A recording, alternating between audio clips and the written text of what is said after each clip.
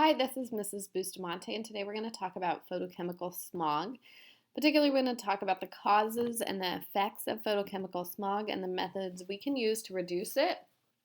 And overall, a little bit how it's formed when nitrogen oxides and VOCs react with heat and sunlight to produce a variety of pollutants.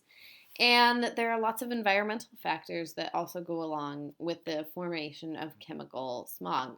So this first slide is just a video. It's really good. I'm going to ask you to watch it. And it gives us, why do we get smog? Well, it's really smoke plus fog, and there are kind of two main different types, or two categories of smog. The first is industrial smog. You might also hear it called sulfurous smog or gray smog, London smog, winter smog, pea soup smog.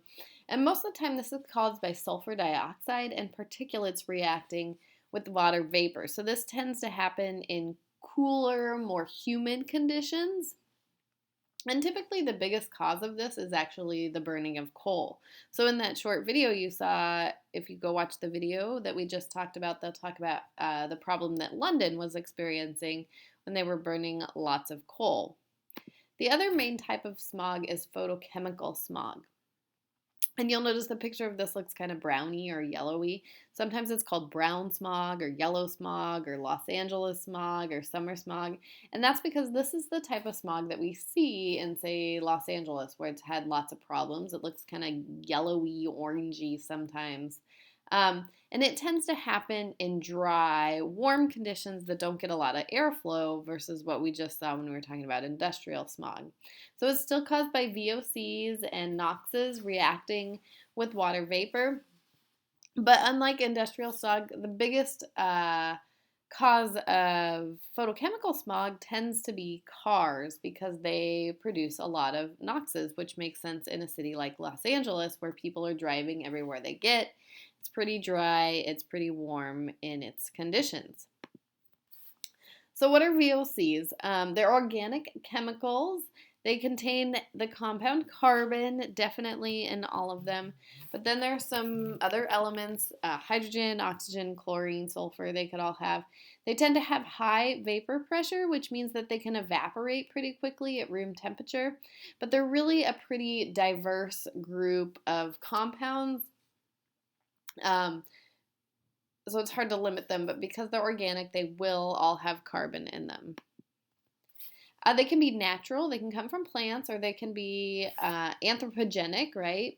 That's our human cause. Solvents, paint, dry cleaning, gasoline, and almost all the scents that we think about and smell are some sort of VOC in a range. And they can range anywhere from something that's very pretty harmless to something that's pretty toxic, like formaldehyde. And when we're talking about VOCs in this environmental science class, we're not really talking about the natural plant type. Those we can handle. It's not a big deal. We're talking more about the anthropogenic solvent solutions that cause it. So how do you form photochemical smog? Well, typically we have NOxes, NO2 and NO, plus our VOCs that react with heat and sunlight. And then they form photochemical smog. So ozone and other photochemical oxidants are then formed, which is what causes that photochemical smog. So when you look on the internet, there are all sorts of diagrams about this. You can get even more complicated than this. You can get simpler than this.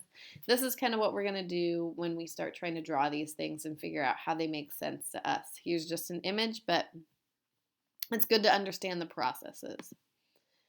So what photochemical oxidants can enhance the formation of particulates which scatter light. So smoke plus your fog, right? Here's your fog and humid air. We have sulfur dioxide and particulates from burning coal, and it's more damp, right? You see your industrial smog or your photochemical smog, typically from your cars that we've talked about, right? But what is a photochemical oxidant? Well, really, they're just reactive compounds that remove electrons from other substances. PANs are peroxytyl, nitrates, ozone, aldehydes, all other stuff, but those are some of your big ones that are going to help cause a photochemical smog. Then they can be harmful to plant tissues and to humans too, right? Respiratory and eye problems, um, and damage to even construction materials, right? Materials that we're using to build things. So I always like to think about this as you're smashing plants with a pan, so you remember that it's kind of harmful there.